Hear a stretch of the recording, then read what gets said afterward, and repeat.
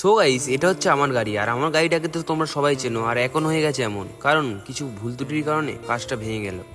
So Ram Ram everyone, hi, আমি Rony, welcome to my channel rare Roni.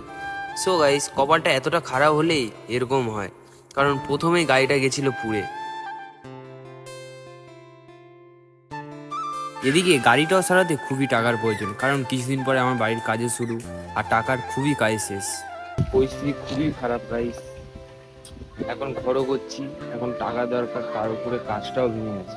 তো guys, আমরা এখন যে বাড়িতে থাকি না, সেই বাড়ির কন্ডিশনও খুবই খারাপ, কারণ ফ্রিজ খুলতে গেলেও আটকে যায়, কারণ এই বাড়ির কন্ডিশনও খুবই খারাপ।